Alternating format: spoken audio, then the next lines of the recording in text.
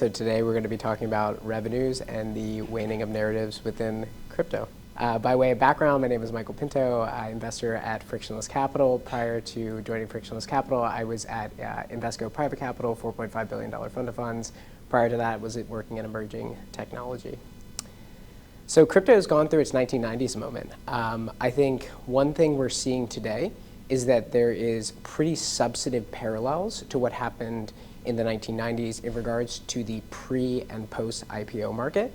So when you look at names like Amazon, Netscape, eBay, Yahoo, Alchemy, and the likes, what you notice is that these companies would go from zero to IPO in a little less than 2.5 years. And when they did go public, what would happen is their price to sales multiples would be in the hundreds, if not in the thousands.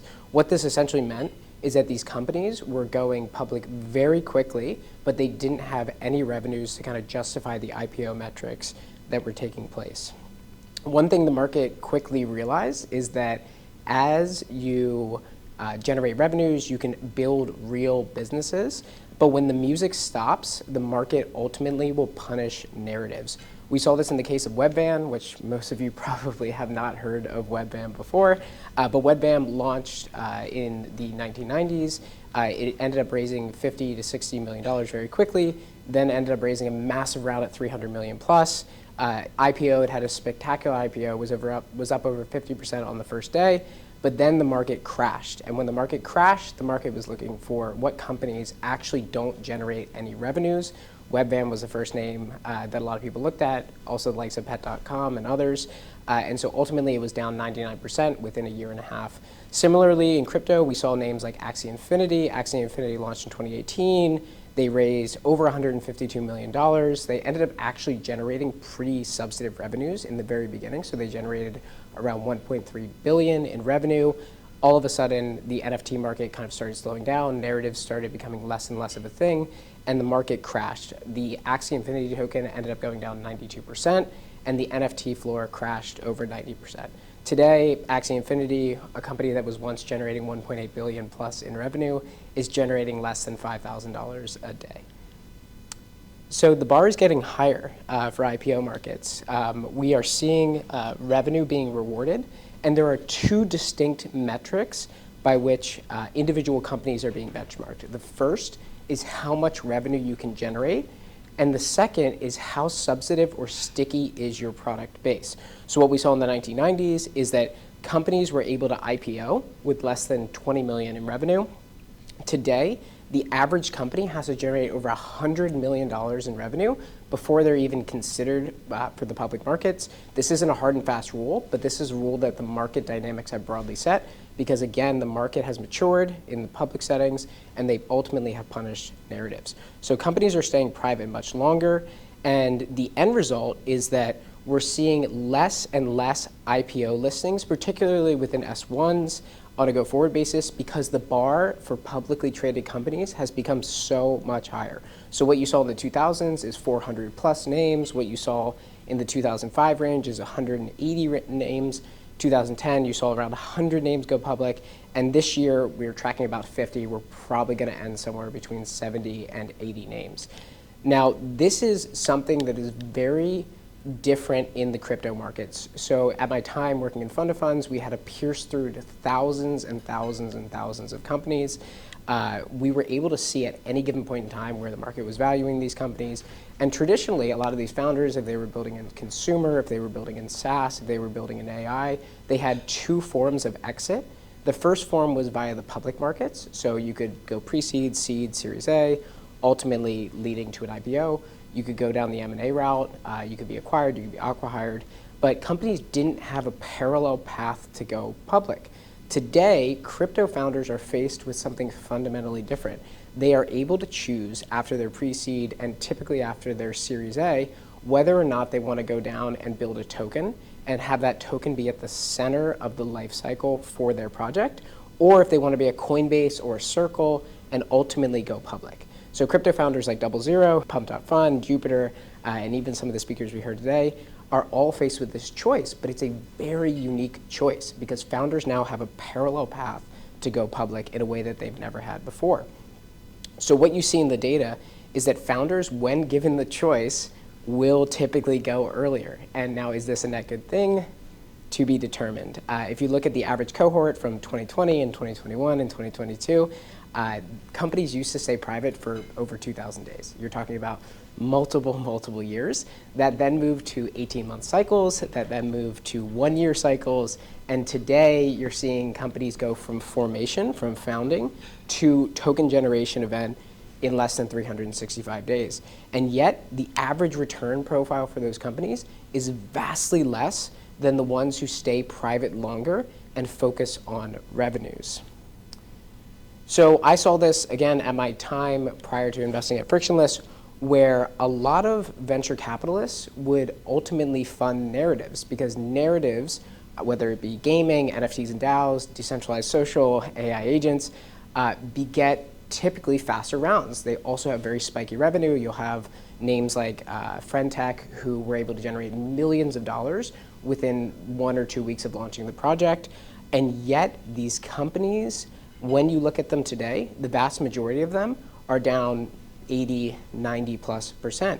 And the reason is because a lot of these founders were previously founders in prior areas, meaning that the founders that were building in the NFT era previously were building in the gaming era. Then when NFT narratives kind of, they got funded, they eventually kind of wound down, or the narrative became less hot, and so they would move on to decentralized social, and then they would move on to AI agents. So there's this perpetual cycle that is taking place where you don't find PMF, there's not enough revenue, so you then move on. Yet a lot of these companies are funded by top-tier venture capital names. That's how they're able to continue these cycles.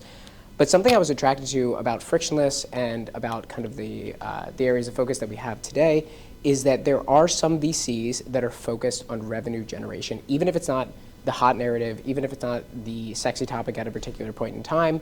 When you look at these businesses, there are some net new businesses that actually have the capability, because of the way that they are structured, to generate pretty substantive revenue. We're talking about in the early days, call it 2016 and before, stablecoin issuers that are now generating north of $3, $4, $5, $6, $7 billion a year.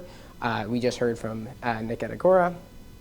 You have people like Backpack, who is within our portfolio, a centralized exchange, also a non-custodial wallet that's generating over $100 million a year.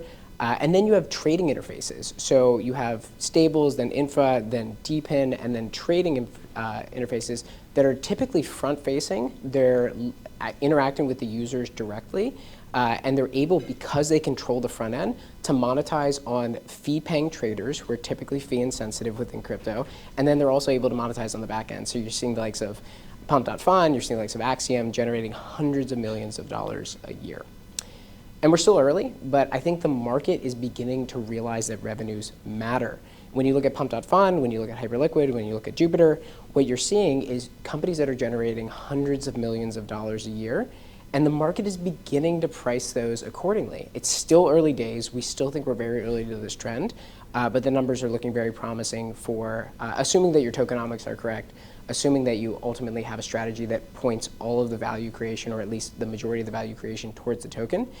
You can have a very successful outcome. People outside of crypto, outside of this room, will typically assume that crypto companies don't actually generate real revenue. We've heard this in the consumer space, in the AI space, in the fintech space, and yet crypto products, when you actually peel back the raw data, are the fastest 0 to $100 million ARR companies in the entire world. You're talking about less than 100 days for Hyperliquid, less than 120 days for Axiom. And then names like Backpack, which are in our portfolio, we're very proud to say that they passed the $100 million mark in a little less than 2.5 years. So on a go-forward basis, we are keenly focused on this. We think that this trend is going to continue to accelerate, particularly within the areas of trading, DPIN, and other applications in those verticals.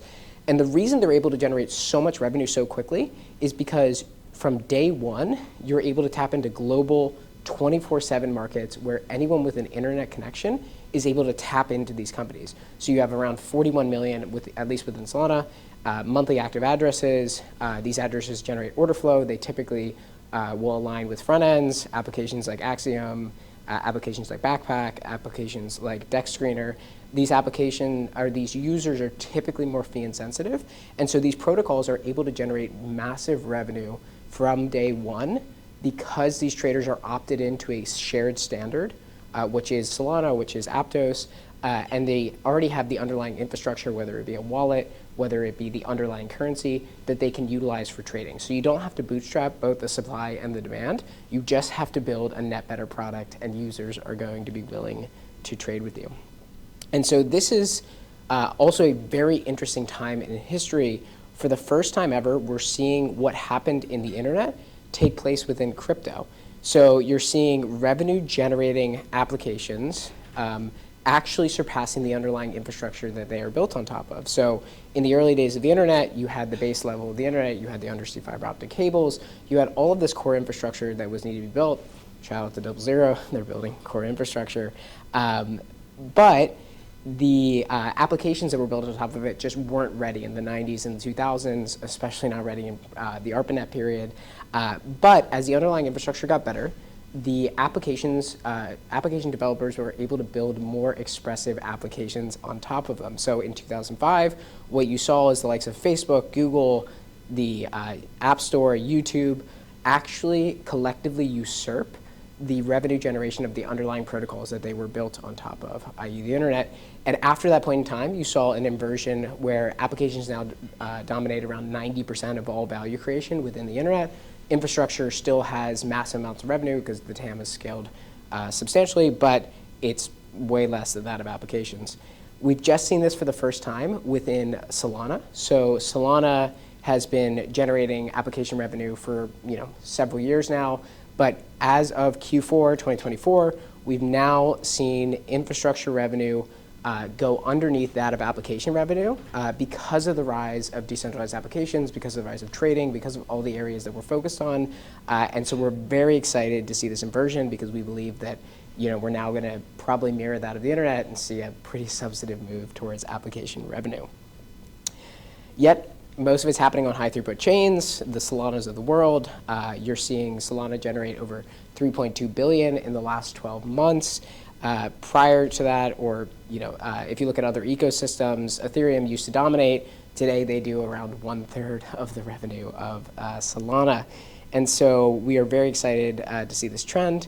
Yet, not all, like in some ecosystems, you'll see one application generate the vast majority of revenue for everything that's built on top of it. Within high throughput blockchains, you'll see several protocols. You'll see dozens, if not hundreds of names generating tens, if not hundreds of millions of dollars in application revenue. And so we're very excited for this trend because we believe that there will be several key winners within the verticals that we look at. So again, in conclusion, we are excited for the transition from infrastructure to applications. We're excited for the transition away from narrative-based investing towards fundamental-based investing. It sounds obvious today, but revenues are going to matter on a go-forward basis, especially in the way you underwrite. But you can't just be investing in any sort of sector. You have to be keenly looking at the areas that you think have the 10, 100, 1,000x growth potential. Those, in our opinion, are the DeFis, the trading, the infrastructure, and ultimately the front-facing applications that control their order flow and where their fee-paying traders ultimately will land. So thank you again, and have a great day.